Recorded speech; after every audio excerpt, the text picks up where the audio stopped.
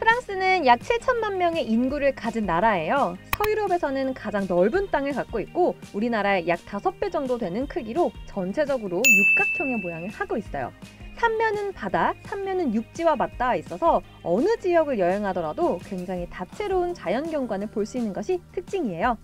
프랑스의 22개 지역에서 수도인 파리 다음으로 기억하면 좋은 도시는 인구가 많은 마르세유, 리옹, 툴루즈인데요. 보통 사람들의 주 여행지는 파리와 함께 마르세유, 니스가 있는 남부의 코트 다주르예요. 오늘 제가 선택한 여행지들도 그쪽에 속해 있는데요. 자세한 건 뒤에서 더 설명드릴게요. 프랑스 날씨는 우리나라처럼 사계절이 뚜렷한 편이라 기온이 비슷해요. 그중 서쪽의 해안지방은 내륙보다 선선하고 남쪽 해안은 더 따뜻한 편이에요. 비가 오는 기간도 적어서 여행하기에 부담이 없기도 해요. 시차는 우리나라보다 8시간이 느리고 3월에서 10월에는 썸머타임을 적용하고 있어서 7시간 차이가 날 때도 있어요. 자, 이제 프랑스 왔다 하면 추천할 만한 명소들을 하나씩 소개해 볼게요. 그 첫 번째, 파리 에펠탑입니다. 프랑스 파리의 상징 랜드마크와도 같은 이 에펠탑은요, 1889년 프랑스 혁명 100주년을 기념하면서 건축가 구스타브 에펠에 의해 설계된 구조물이에요.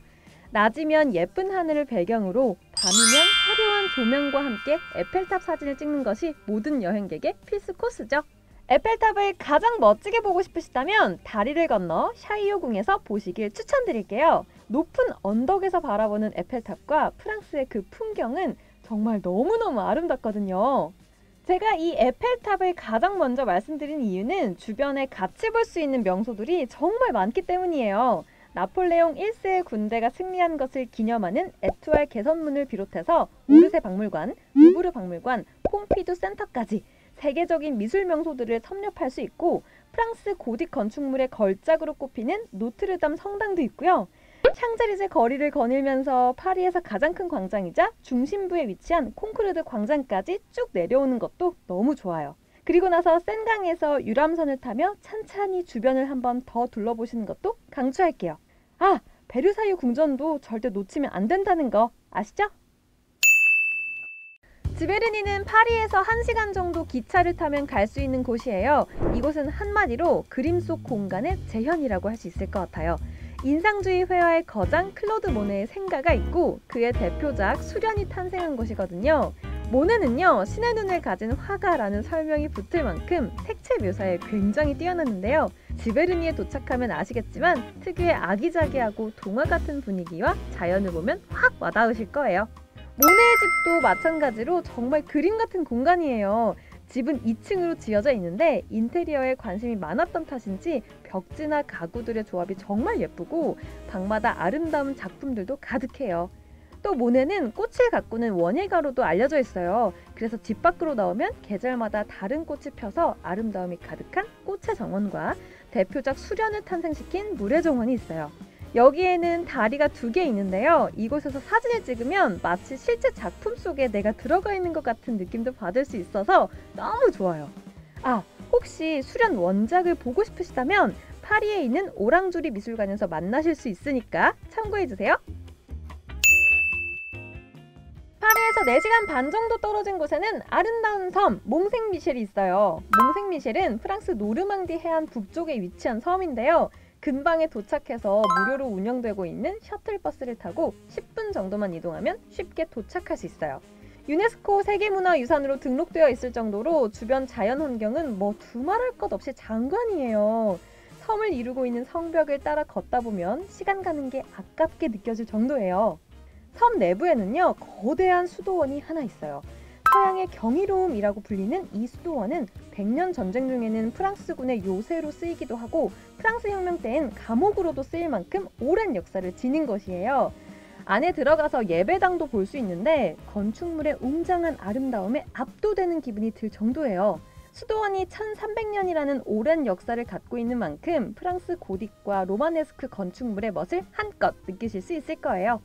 근데 무엇보다도 이 몽생미셸은요, 야경이 정말 예뻐서 밤이 될 때까지 기다렸다가 가는 분들도 꽤 있다는 사실. 시간적 여유가 되신다면 몽생미셸의 야경도 꼭 보고 가세요. 자, 이제는 프랑스 남쪽의 동쪽 해안가 코트 다주르로 내려왔어요. 그 중에서도 먼저 니스를 소개할게요. 니스는 코트 다주르의 과거와 현재 모습을 모두 갖고 있는 곳이에요. 프랑스 최고의 휴양 도시로 불리는 니스는 지중해 연안의 포근한 날씨와 아름다운 해변가로 많은 관광객들의 사랑을 받고 있어요. 푸른 빛의 저 광활한 바다, 이곳의 정확한 명칭은 폰셰트 공공해수욕장인데요. 이런 곳에서 수영을 하든 밥을 먹든 정말 뭘 해도 좋을 것 같다는 생각이 들지 않으세요? 해변을 따라 쭉 걷다 보면 전망대에도 갈 수 있어요. 그리고 니스 시내도 한번 둘러보세요. 니스의 중심지인 마세나 광장은 다양한 길거리 공연이 펼쳐지는 곳인데요.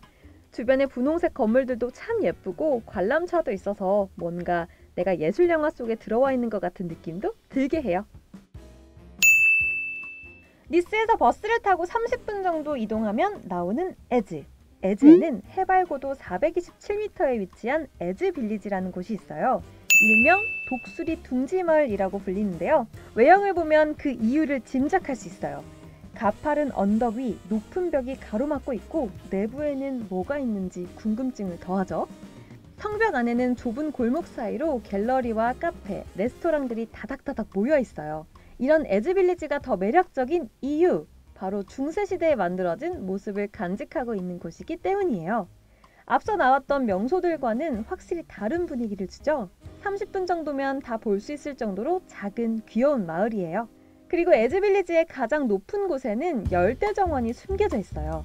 탁 트인 고도에서 내려다보는 지중해, 그리고 함께 있는 커다란 열대식물과 선인장들은 아래쪽 마을과는 사뭇 다른 이국적인 분위기를 물씬 풍겨요. 날씨가 맑을 때 간다면 더욱 빛을 발하는 전망은 그 어떤 것과도 바꿀 수 없는 경관이니까 절대 놓치지 마세요. 자, 오늘 알아본 여행지에서 프랑스의 낭만이 전해졌나요? 다음엔 어떤 나라로 찾아올지 기대 많이 해주세요. 안녕!